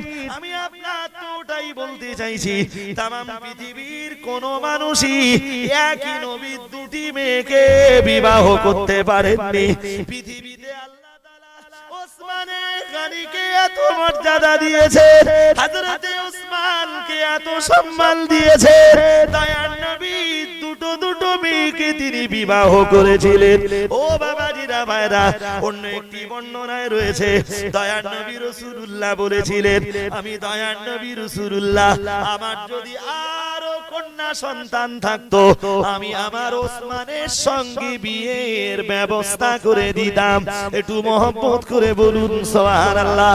ও বাবাজিরা ভাইরা, দয়ার নবী রাসূলুল্লাহর ইন্তেকালের পরে মদিনার মাটিতে যখন দলে মানুষ আবু হুরায়রার কাছে হাদিস শ্রবণের জন্য চলেছে, হযরতে ওসমানে গনি তো বেঁচে রয়েছে। ওসমানে গনির মনের ভিতরে তো রাগ হওয়া, ক্ষোভ হওয়া, দুঃখ হওয়া দরকার। সারা পৃথিবীর মানুষেরা, নবীর বংশের মানুষ কি তোমরা চিনলে না? দয়ার নবী রাসূলুল্লাহর বংশের মানুষ কি চিনলে না? নবীর ডবল জামাতাকে তোমরা চিনলে না? নবীর এত আপনজনকে তোমরা চিনলে না? নবীর বংশের মানুষগুলোরে ছেড়ে আর নবীর আত্মীয় স্বজন প্রিয়জন দিগকে ছেড়ে ওই আবু হুরায়রা নবী বংশের কেউ নয়, তার কাছে কেন হাদিস শুনতে যাচ্ছ? এমন কথা ওসমানে গনি কি কখনো বলেছেন? ওসমানে গনি জীবনে কোনদিন এমন কথা বলেননি। ও বাবাজিরা ভাইরা, দয়ার নবী রাসূলুল্লাহ সাহাবী আলীও তখনো বেঁচে রয়েছে। আমি আপনাকে হাদিসটি বলেছি, আবার একবার বলবো, আল্লাহ নবী হাদিসে জানিয়ে দিয়েছেন, হে দুনিয়ার মানুষ মনে রেখে দাও, আমি দয়ার নবী বলে দিলাম, ইন্নাল জান্নাতা তাশতাকু ইলা সালাসাতিন। আল্লাহ নবী জানিয়ে দিয়েছেন, तमाम দুনিয়া সব মানুষ যদি আল্লাহ তাআলা আল্লাহ পাকের দয়ার জান্নাতের ভিতরে চলে যায়, তিনজন মানুষ যদি আল্লাহ জান্নাতের ভিতরে না যায়, তামাম দুনিয়ার মানুষ জান্নাতে গেলেও জান্নাতের আশা বাসনা আকাঙ্ক্ষা পূরণ হবে না। ও বাবাজিরা ভাইরা, দয়ার নবী রাসূলুল্লাহ এক নম্বরে বলেছেন আলিউন, তামাম দুনিয়ার সবাই যদি জান্নাতের ভিতরে চলে যায়, আমার আলী যদি জান্নাতের ভিতরে যেতে না পারে, আল্লাহর দয়ার জান্নাতের আশা আর বাসনা পরিপূর্ণ হবে না। একটু মহব্বত করে বলুন সুবহানাল্লাহ। ও বাবাজিরা ভাইরা, দয়ার নবী রাসূলুল্লাহ হায়াতে জিন্দেগিতে এই পৃথিবীর মাটিতে 10 জন সাহাবীকে জান্নাতি বলে সার্টিফিকেট দিয়েছেন। এক নম্বরে বলেছেন আবু বকর ফিল জান্নাহ, দ্বিতীয় নম্বরে বলেছেন ওমর ফিল জান্নাহ, তৃতীয় নম্বরে বলেছেন উসমান ফিল জান্নাহ, চতুর্থ নম্বরে বলেছেন আলী ফিল জান্নাহ। দয়ার নবী 10 জন সাহাবীকে জান্নাতে সার্টিফাই করেছেন।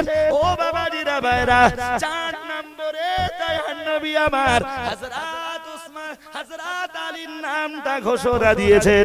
শুধু তাই নয় মিয়াজি, আমি আবার একটা হাদিস বলবো, মাথায় রাখুন।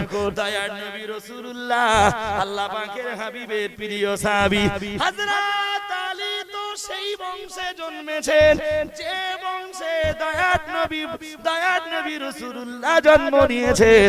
ও বাবাজিরা ভাইরা, শুধু তাই নয়, দয়ার নবীর যে চাচা আবু তালেব রাসূলুল্লাহকে তার জীবনের 42টা বছর ধরে লালন পালন করেছেন। দয়ার নবীর ওই আপন প্রিয় চাচা আবু তালেবের জন্ম দেওয়া বেটা হলেন হযরতে আলী। ও মুসলমান বাবাজিরা, মদিনার মাটিতে নবীর ইন্তেকালের পরে যখন হাদিস চর্চা চলছিল, আবু হুরায়রার দরবারে দলে দলে দলে দলে মানুষ যখন হাদিস শুনবার জন্য আসছিলেন, হযরত আলী তো তখনও বেঁচে রয়েছেন। আলীর মনের ভিতরে তো উদয় হওয়া উচিত ছিল, আমি জান্নাতে না যাওয়া পর্যন্ত তামাম দুনিয়া সবাই জান্নাতে গেলেও জান্নাতের আশা বাসনা পরিপূর্ণ হবে না। তোমরা আমাকে ছেড়ে, নবী বংশের মানুষ ছেড়ে, নবীর জামাতা ছেড়ে, দয়ার নবী রাসূলুল্লাহ জানিয়েছেন ফাতিমাতু সাইয়্যিদাতু নিসাই আহলিল জান্নাহ। তামাম হযরত রাসূলুল্লাহ বলেছেন যত মেয়েরা আল্লাহর দয়ার জান্নাতে চলে যাবে, আল্লাহ তাআলা আমার ফাতেমাকে জান্নাতের ভিতরে মেয়েদের নারী জাতির নেত্রী বানিয়ে দেবে। একটু মহব্বত করে বলুন সুবহানাল্লাহ। মানুষ দলে দলে আবু হুরায়রার কাছে যখন হাদিস শুনতে যাচ্ছিল, ও ভাইরা আমার, হযরত আলী তো একটু হিংসা লাগা দরকার ছিল। হেরা তোরা নবীর বংশের মানুষকে চিনলি না, নবীর জামাইকে চিনলি না, আলীরে চিনলি না, জান্নাতে নারীদিগের নেত্রী ফাতেমার স্বামীকে চিনলি না, জান্নাতের যুবক দিগের সরদার হাসান হুসাইনের পিতাকে তোরা চিনলি না।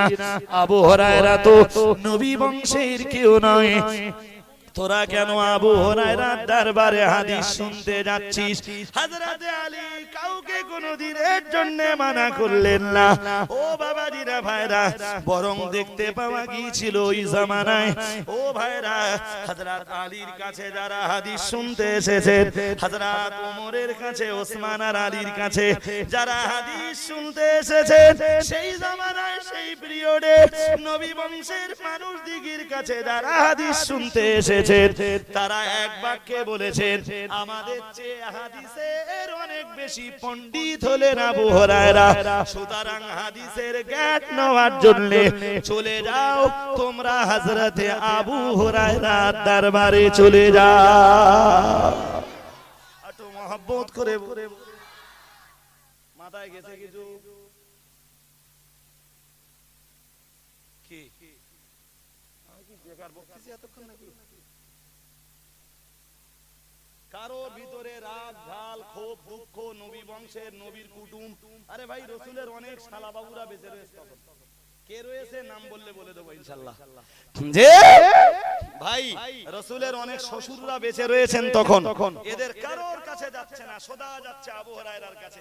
বরং এদের কাছে লোক যখন হাদিস শুনতে আসছে, এদের কাছে যেটা ছিল শুনিয়ে বলে দিচ্ছে এরা, যাও হাদিসের ইলম নেবে, হযরত আবু হুরায়রার দরবারে চলে যাও, তিনি এখন হাদিসের সবচেয়ে বেশি পণ্ডিত। সুবহানাল্লাহ বলবেন না? আর একটু মহব্বত করে বলেন। আরে ভাই, মরণ যদি হয় হিংসায়, তাহলে এ জাতির অবনতি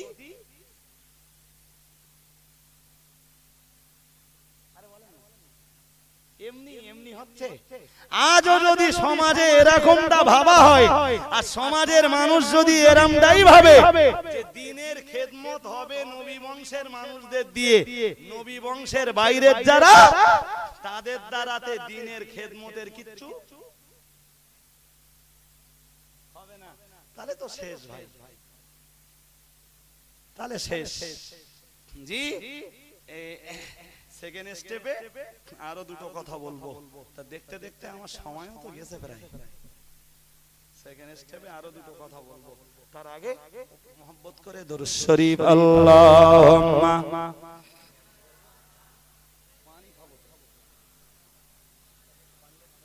একজন জানকে একটু পানি খাওয়ান। ওয়া আলা আলি সাইয়্যিদিনা, গাছে চিল্ল নবীজিরে, মাসে চিল্ল নবীজিরে, উম্মত হইয়া চিনিলাম না কো, চিনিল বনের হরিণী। আল্লাহুম্মা সাল্লি আলা সাইয়্যিদিনা।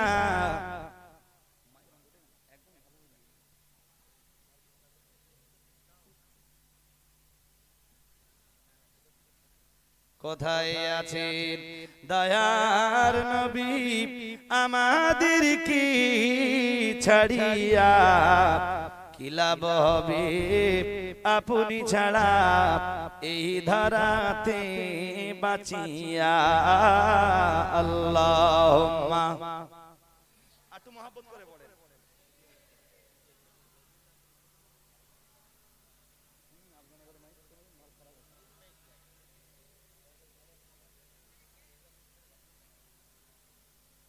আরো একবার পড়েন আল্লাহুম্মা।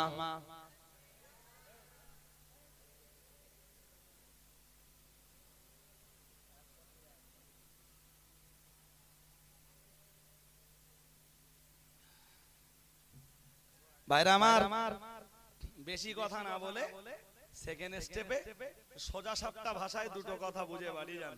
হ্যাঁ ভাই, এই আমরা যত হাদিসের কিতাব পড়ি, চাই বুখারী বলেন, চাই মুসলিম বলেন, চাই আবু দাউদ বলেন, চাই ইবনে মাজাহ বলেন, জি, চাই তিরমিজি বলেন, চাই তহাবি বলেন, এই আমরা যত হাদিসের কিতাব পড়ি, আর মৌলানা সাহেবরা এই যত হাদিসের কিতাব পড়ে, খোঁজ নে দেখেছেন এই হাদিসের কিতাবগুলো কোন কিতাবগুলির ভিতরে কোন কোন কিতাবগুলো নবী বংশের বা কোরাইশ বংশের মানুষদের লেখা? খোঁজ নেছেন কোনদিন?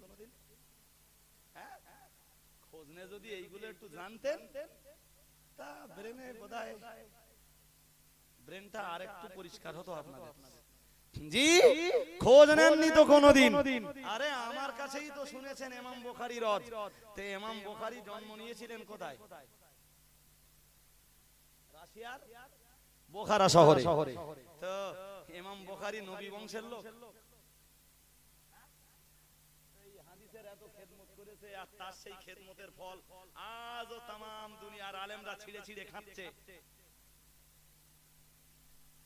ওই খেদমতটা তো নবী বংশের কারোর দ্বারা হওয়া উচিত ছিল, হয়নি কেন? আমি নবী বংশকে, কোরাইশ বংশকে ছোট চোখে দেখে বলছি না কো, বরং এই ধারণাটাকে বদলাতে চাইছি। এই ধারণাটা যেন মনে না জন্মে যে দ্বীনের খেদমত শুধু কোরাইশ বংশের লোকেরাই করবে। না, ধারণাটা বরং ভুল, বরং এই ধারণাটাই ঠিক। দ্বীনের খেদমতের জন্য আল্লাহ যাকে বেছে নেবেন তিনি দ্বীনের খেদমত করবেন। আর একটু মন খুলে, সে যে বংশেরই হোক, আর তার বাপ আলেম কি আলেম নন, হাফেজ কি হাফেজ নন, তার বাপ পীর কি পীর নন, ওটা বড় ব্যাপার নয়। দ্বীনের খেদমতের জন্য আল্লাহ যাকে পছন্দ করবেন দ্বীনের খেদমত যুগে যুগে তার দ্বারাতে হতেই থাকবে। কথা বোঝা যায়নি? তা যদি না হবে তো দ্বীনের এত বড় খেদমতের কাজ, কোরআন শরীফের পরে বুখারী শরীফের মর্যাদা, আর সেই বুখারী শরীফের সংকলক যিনি, তিনি নবী বংশের কেউ নন, আরবেরও কেউ নন। তিনি কোন বংশে? জি, তিনি কোন দেশের? রাশিয়ার বুখারা শহরের। আল্লাহু আকবার। ঠিক অনুরূপ ভাবে ইমাম নাসাই, ইমাম তিরমিজি, ইমাম মুসলিম, ইমাম আবু দাউদ, এদের জীবন চরিতগুলো পড়ে দেখবেন এরা কেউ মক্কা মদিনার মানুষ ছিলেন না, এরা কেউ নবী বংশের মানুষ ছিলেন না, অথচ এদের দ্বারাতে तमाम বিশ্বের মুসলমানদের জন্য হাদিস শরীফের বিরাট বিরাট খেদমতের কাজ আল্লাহ করিয়ে নিয়েছেন। সুবহানাল্লাহ বলেন। আর একটু মহব্বত করে বলেন, আপনারা বা আমরা কোন মাযহাবের? সুবহানাল্লাহ। কোন মাযহাবের আরেকবার বলেন? ইমাম আজম মক্কার মানুষ না মদিনার? নবী বংশের। তার মাযহাব মানতেছেন কেন?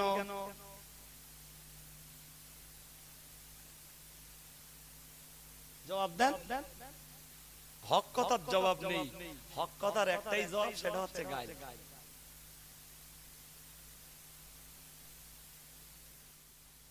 কোন রাস্তা আছে? কোন দরজা খোলা আছে? হক কথার একটাই দরজা খোলা, হয় গাইল দাও আর নইলে ধরে পিটে দাও। এই তো জবাব, এছাড়া জবাব নেই। ভাইরা আমার মনে রেখে দিন, বলতে বলতে অনেক দূর চলে এসেছি। ও বাবাজিরা ভাইরা, বিষয়টাকে শুধু বুঝিয়ে দিতে চাইছি। ইমামে আজমের জীবন চরিত পড়ে দেখবেন, ইমামে আজমের জীবন চরিত যারা লিখেছেন তারা পরিষ্কার করে বলেছেন ইমামে আজমের আদি পিতাদের, ইমামে আজমের বাপ দাদাদের বসবাস আসলে কুফায় ছিল না গো, আসলে ইমামে আজম ছিলেন পারস্যের মানুষ। ও বাবাজিরা ভাইরা, অথচ পারস্যের বংশ উদ্ভূত ওই ইমামে আজমকে আল্লাহ তাআলা, আল্লাহ পাক, যে আল্লাহ তাআলা, আল্লাহ পাক এত ইলম দান করেছিলেন। ও বাবাজিরা ভাইরা, ইমামে আজমকে আল্লাহ কোরআন হাদিস ইজমা কিয়াসের এত জ্ঞান দিয়েছিলেন, तमाम দুনিয়ার আলেম দিগের ইলম দাড়ি পাল্লার একটা দিকে যদি চাপিয়ে দেওয়া হয়, ইমামে আজমের ইলম যদি দাড়ি পাল্লার অন্য দিকে চাপিয়ে দেওয়া হয়, একটা মুহূর্তের ভিতরে ইমামে আজমের ইলমের পাল্লাটা ভারী হয়ে যায়। একটু মহব্বত করে, মক্কারও নয় মদিনারও, তার দ্বারা দ্বীনের এত খেদমত হলো কেন? আজও तमाम পৃথিবীর মাটিতে 100 মুসলমান যদি থাকে, এখনো 60 জন হানাফি মাযহাবের। কজন? এখনো 60 হানাফি মাযহাব। तमाम ভারতে, ভারত তো বিরাট বড় দেশ না ছোট দেশ, ঘুরে আসেন দিন, শাফি মাযহাব ছাড়া আর কোন মাযহাব, এই হানাফি মাযহাব ছাড়া আর কোন মাযহাব আছে? আছে? বাংলাদেশে যান, কিছু লামাযাবিদের উৎপাত হয়েছে, কিছু জাকির নায়েকের দল নতুন করে জুটেছে চ্যাংলা ছেলেরা, যারা লেখাপড়া জানে না কো, বোধ বুদ্ধি কিছু নেই, কোরআন হাদিস জানে না কো, জুটেছে, এটা ভিন্ন জিনিস। যান পাকিস্তানে, সুবহানাল্লাহ বলবেন না? আর একটু মহব্বত করে বলবেন না? तमाम পৃথিবীতে যে ইমাম আজমের মাযহাবের এত মর্যাদা, এত সমাদর, এত ইজ্জত, এত কদর, तमाम পৃথিবীতে আজও যে ইমাম আজম আবু হানিফার মাযহাবের অনুসারী এখনো সবচেয়ে বেশি। যে এই কথাটা মুখস্থ করতে করতে বাড়ি যান। ওই ইমামে আজম মক্কা মদিনার মানুষ ছিলেন। কি করবা তুমি? তোমার কোন কোথায় কোথায় যাবে তুমি? কোন জায়গা আছে তোমার যাওয়া? সুতরাং এ কথা কেউই বলতে পারবে না যে দ্বীনের খেদমত শুধু কুরাইশ বংশের লোকে করবে। পারবে? পারবে না। ভাই শেষ কথাটা বাড়ির ধারে এসে বলি নাকি? একদম বাড়ির ধারে এনে তাই শেষ কথাটা বলি। ভাই এ দাদা হুজুরের লাখ লাখ লাখ লাখ ভক্ত ছিল। আর শুধু ভক্ত শুধু ভারতে না, বলো সেই জমানায় তাম পৃথিবীতে দাদা হুজুরের মুরিদ ছিল। সুবহানাল্লাহ বলবেন না? আর একটু মহব্বত করে বলেন। ভাই হাজার হাজার আলেম ছিল দাদা পীরের খলিফা। তার ভিতরে বসিরহাট হুজুর ছিলেন একজন। 31 নম্বর না 1 নম্বর সেটা পরের গল্প। কথা বোঝা যায়নি? না আপনারা যদি বলেন হুজুর 31 নম্বর, তা আমি আর কি বলবো? তা আপনারা 31 বলেন আর 37 বলেন, 41 বলেন আর 54 বলেন, আমি তো এক বাক্যেই বলবো দাদা হুজুরের মেন খলিফা, মেন প্রধান খলিফা। প্রধানের উপরে আর কিছু আছে কিনা জানি না। দাদা হুজুরের মেন খলিফা ছিলেন বসিরহাটের বড় মাওলানা আল্লামা রুহুল আমিন রাহমাতুল্লাহ আলাইহি। দাদা পীরের ইন্তেকালের আগে বা পরে দাদা পীরের সিলসিলা সবচেয়ে বেশি খেদমত কে করেছেন? আরে বলতে ভয় হচ্ছে নাকি? সত্যি কথা তো, এ মিথ্যা কথা নাকি? দাদা পীরের সিলসিলার খেদমত বসিরহাট হুজুর কতটা করেছেন তার রচিত প্রায় 1.5 শতাধিক কিতাব আজও তার প্রমাণ বহন করে। আজও তার বাহাসের কিতাবগুলো তার প্রমাণ বহন করে। সুবহানাল্লাহ।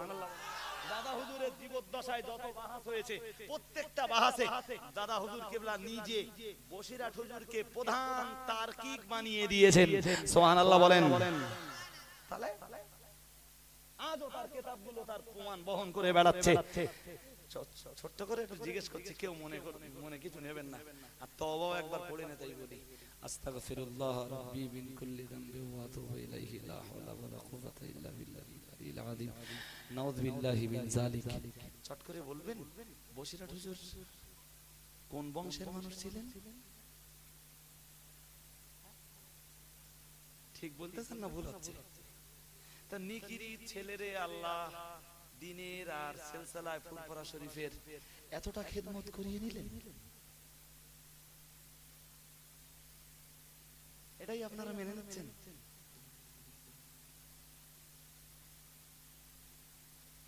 একটুখানি শুধু গোড়ায় বলেছিলাম না যে যতক্ষণ ওয়াজ করি একটু বুঝে বাড়ি যান। মাথায় কিছু না কিছু আপনাদের দিতে পেরেছি, আল্লাহ শুকরিয়া আদায় করছি। এটা ঠিক বসিরহাট হুজুর কিবলার আব্বাজান মাছের ব্যবসা করতেন, মৎস্য ব্যবসায়ী ছিলেন। সুফি আব্দুল সামি সাহেবের কাছে যখন বসিরহাট হুজুরের পড়াশোনা শেষ হল, বসিরহাটের মাটিতে যখন হুজুরের পড়াশোনা শেষ হলো হুজুরদের কাছে, সুফি আব্দুল সামি সাহেব একদিন বসিরহাট হুজুরকে ডেকে বললেন, রুহুল আমিন তোমার আব্বার আর্থিক কন্ডিশন তো খুব খারাপ, আর আলিয়া মাদ্রাসায় পড়াশোনা করতে গেলেও বিরাট পয়সা খরচের দরকার। বসিরহাট হুজুর বললেন, হুজুর আমার আব্বার আর্থিক যা কন্ডিশন, আমার মনে হয় না যে মাদ্রাসা আলিয়াতে আমার আব্বা আমারে পড়াতে পারবেন। কারণ আমি ভালোই জানি আমার আব্বা যে মাছের ব্যবসা করেন, কোনোদিন যা উপার্জিত হয় ওই মাছের ব্যবসায় কোনোদিন এক মুঠো আমার আব্বার জোটে, কোনোদিন জোটে না। কোনোদিন দুপুরবেলা পেটে ভাত পড়ে তো রাত্রি পড়ে না, আবার কোনোদিন রাত্রি পড়ে দুপুরে পড়ে না, কোনোদিন সকালবেলা কিচ্ছু জোটে না, পানি খেয়ে কাটিয়ে দিতে হয়। সংসারের অভাব অনটন আমি রুহুল আমিন আস্তে আস্তে বড় হচ্ছি ভালোই জানি। আর এই চরম অভাব অনটন আর দারিদ্রতার ভিতর দিয়ে আমার আব্বা যে আমারে কলকাতা মাদ্রাসাতে পড়াতে পারবেন না, এতে কোনো সন্দেহ নেই। সুফি আব্দুস সাফি রহমাতুল্লাহ আলাইহি বলেছিলেন, বেটা রুহুল আমিন তুমি চিন্তা করো না বিষয়টা নিয়ে। তোমার আব্বা যদি তোমার পড়াশোনার খরচ জোগাতে না পারেন, আমি সুফি আব্দুস সাফি যতদিন বেঁচে আছি তোমার পড়াশোনার যাবতীয় খরচ আমি তোমার পিছনে বেয়ার করে যাব। আর একটু মন খুলে বলেন, তবে তোমার আব্বার একটু ডাকবো, তার কাছে অনুমতিটা নেওয়ার একটা দরকার আছে, ছেলেটা তো তার। আর তোমার আব্বারে যখন ডাকবো তোমার সেখানে রাখবো না, বাপ বেটা দুজন এক জায়গায় থাকবে না, ঠিক আছে? বসিরহাট হুজুরের আব্বাকে একদিন ডাকা হলো, ডেকে বলা হলো, আপনার রুহুল আমিনের ব্রেন সালাম কালামের পরে মুসাফার পরে রুহুল আমিনের ব্রেন বিরাট তীক্ষ্ণ, এক্ষুনি যদি মাদ্রাসা আলিয়ায় ওরে পড়ানোর মতো যোগ্যতা এক্ষুনি এই এলাকার আর কারণ নেই, ওরে আলিয়া মাদ্রাসায় অ্যাডমিশন করাতে হবে, হোস্টেলে থেকে পড়াশোনা করবে। বসিরহাট হুজুর শুনেই, বসিরহাট হুজুরের আব্বা শুনেই চোখ দুটো মোটা মোটা হয়ে গেল আর বলল, রুহুল আমিনকে কলকাতায় পড়ানোর মতো ক্ষমতা, হোস্টেলে রাখবার মতো ক্ষমতা আমি মুন্সি দবিরউদ্দিন গাজী আমার নেই। সুফি আব্দুস সাফি বললেন, তাহলে ওয়াকালে রুহুল আমিনের পড়াটা বন্ধ হয়ে যাবে। অকালে রুহুল আমিনের পড়া বন্ধ হতে দেওয়া যাবে না, যে কোনো মূল্যেই হোক রুহুল আমিনের পড়াশোনাটা জিন্দা রেখে দিতেই হবে। বাইরে আমার মনে রেখে দিন, সুফি আব্দুস সাফি রহমাতুল্লাহ আলাইহির কথায় বসিরহাটের বড় মাওলানা আল্লামা রুহুল আমিন রহমাতুল্লাহ আলাইহির আব্বা জান আবার বললেন, না না না না না, আমি সামান্য মাছের ব্যবসা করে রুহুল আমিনের পড়াশোনার খরচ জোগাতে পারবো না, রুহুল আমিনের হোস্টেল খরচ আমি জোগাতে পারবো না। ও বাবাজিরা ভাইরা মাথায় রাখুন, বসিরহাট হুজুরের আব্বা প্রায় কাঁদো কাঁদো হয়ে বলেছিলেন, আমি সামান্য মাছের ব্যবসা করি, কোনদিন সংসারে একসাথ জোটে, কোনদিন একসাথ জোটে না, সকালে জুটলে দুপুরে জোটে না, দুপুরে জুটলে রাত্রে জোটে না, রাত্রে জুটলে সকালে জোটে না, এইভাবে কষ্টের সঙ্গে আমাকে দিন যাপন করতে হয়। না না না না না, আমি মুন্সি দবিরউদ্দিন গাজী, আমার রুহুল আমিনকে আমি কলকাতায় পড়াতে পারবো না। সুফি আব্দুস সাফি রাহমাতুল্লাহ আলাইহি এক বাক্যে বলেছিলেন, হে আমার ভাই মুন্সি দবিরউদ্দিন গাজী, আপনার রুহুল আমিনের পিছনে যদি আপনি পয়সা জোগাতে না পারেন, পয়সা ঢালতে যদি না পারেন, আপনার অভাব আপনার দারিদ্রতার কারণে আমি সুফি আব্দুস সাফি আমি অকালে রুহুল আমিনের পড়াশুনো স্টপ হতে দেব না। রুহুল আমিনের পড়াশোনার জন্য ওর পিছনে আমি পয়সা জুগিয়ে যাব। আটু মোহাম্মদ করে সেদিন বসিরহাট হুজুরের পিছনে সুফি আব্দুস সাফি রহমাতুল্লাহ আলাইহি পয়সা জুগিয়ে জুগিয়ে জুগিয়ে জুগিয়ে বসিরহাট হুজুরের কলকাতা আলিয়াতে পড়ার রাস্তাটাকে ওপেন করে রেখেছিলেন। কথা বুঝতে পারছেন? সুফি আব্দুস সাফি এর পরে বলেছিলেন, পয়সা আমি জুগিয়ে যাব, তবে একটা কথা বলবো আপনাকে, আপনি রুহুল আমিনের পিতা, রুহুল আমিন আপনার সন্তান, ও আমারও সন্তান, তবে কেউ যদি আপনারে জিজ্ঞেস করে রুহুল আমিন কোথায় পড়ে, আপনি বললেন আলিয়ায়, ফের বললেন হোস্টেলে থেকে পড়াশোনা করে, কেউ যদি জিজ্ঞেস করে খরচ কত হয়, কি বলবেন?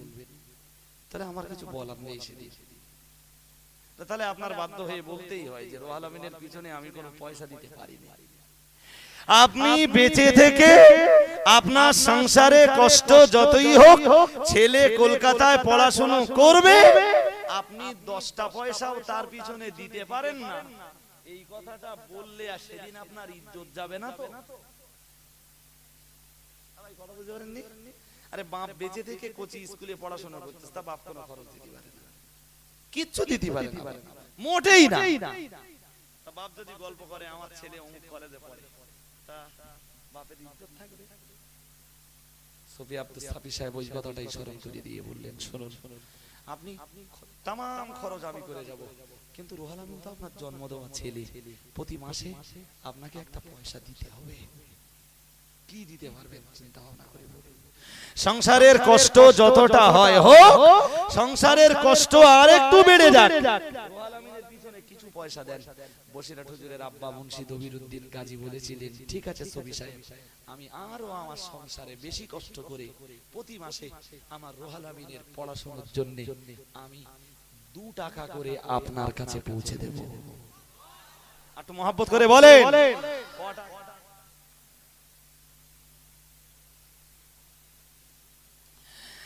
টাকি নারায়ণপুর গ্রামের কোন এক ভাগ্যবতী মায়ের গর্ভে জন্ম নেওয়া আল্লামা রোহাল আমিন রহমাতুল্লাহ আলাইহি এত কষ্ট, দারিদ্রতা, অভাব, ক্লিষ্টতার ভিতর দিয়ে পড়াশোনা করার পরে তিনি পরবর্তীকালে হয়েছিলেন এশিয়া মহাদেশের বিখ্যাত আলেমে দ্বীন। এখন যদি আপনাদের মনে হয়, এখন যদি মনে করেন কুরাইশ বংশের মানুষ ছাড়া দ্বীন ইসলামের খেদমত কেউ করতে পারবে না, এখন যদি আপনাদের মনে হয় নবী বংশের মানুষ ছাড়া দ্বীন ইসলামের প্রচার কেউ করতে পারবে না, তাহলে বোধহয় বসিরহাট হুজুরের কিতাবগুলো সব পড়া বন্ধ করে দিতে হয়। বসিরহাট হুজুর তো কুরাইশ বংশের না, বসিরহাট হুজুর তো নিকারীদের ঘরের সন্তান। আমার কথা বোঝা যায়নি? এই মৎস্য ব্যবসায়ীদের ঘরে জন্ম নেওয়া ভাগ্যবান এই সন্তান উপমহাদেশের শ্রেষ্ঠ আলেমে দ্বীন আল্লামা রোহাল আমিন রহমাতুল্লাহ আলাইহিকে দাদা হুজুর কিবলার প্রতিষ্ঠিত সিলসিলার সবচেয়ে বেশি খেদমতের জন্যই আল্লাহ নির্বাচন করে দিয়েছিলেন। সুবহানাল্লাহ বলেন।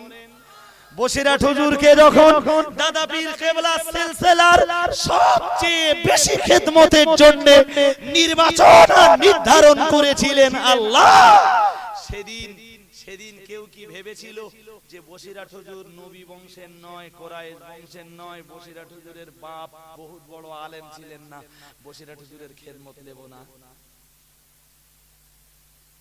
ভাবিওনি কোনদিন, কারোর মনেও আসেনি। আজকে যে কেন উদয় হচ্ছে আমার ঠিক মাথায় ঢোকে না ভাই। তবে শেষ কথাটা শুনে নেন জি। এতক্ষণে সার কথা কি বলেন? 1.5 ঘন্টা ধরে ভূত ঝাড়াচ্ছি।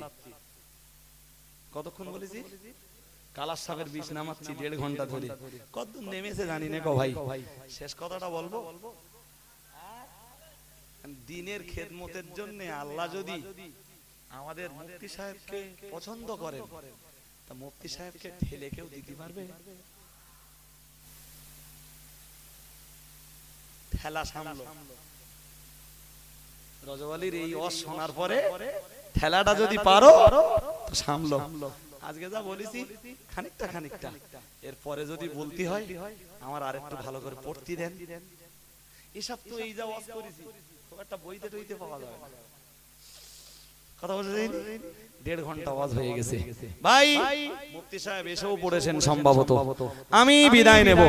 শুনুন, আগামী 15 এবং 16 কার্তিক, শুনছেন নাকি?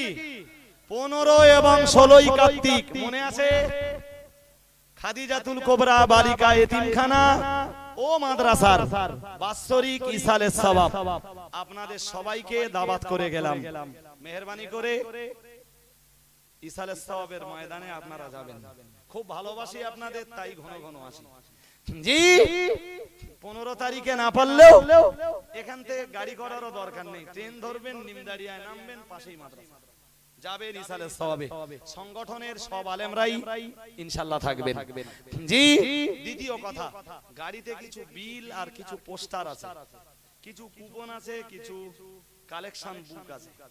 যদি কারো দয়া হয় যে খাদিজার অনেক অনেক অবদান হয়তো আপনার রয়েছে, যদি কারো দয়া হয় যে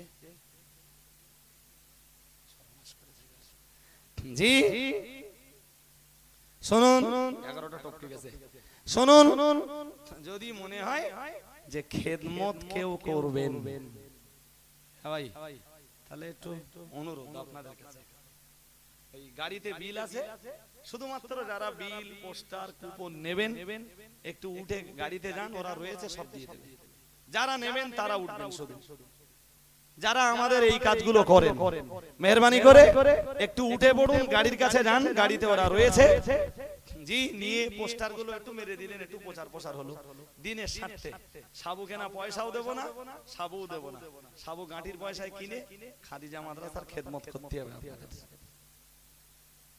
কথা শুনতে পাচ্ছেন নাকি?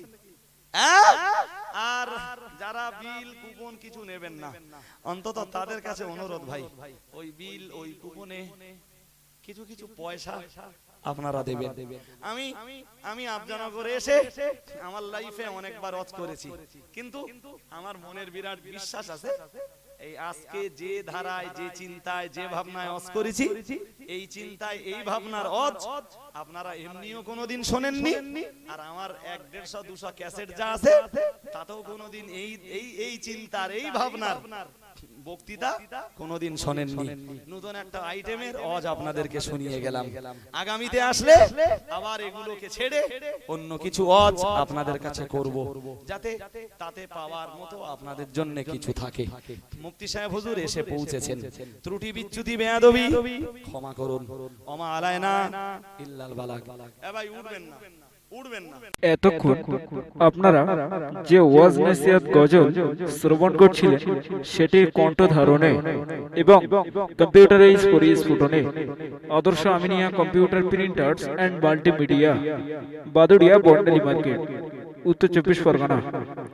এখানে যত্ন সহকারে ছাপার যাবতীয় কাজ এবং ওয়াজ নসিহত গজল রেকর্ডিং ও ডাউনলোড করা হয়। মোবাইল নম্বর 9733382244।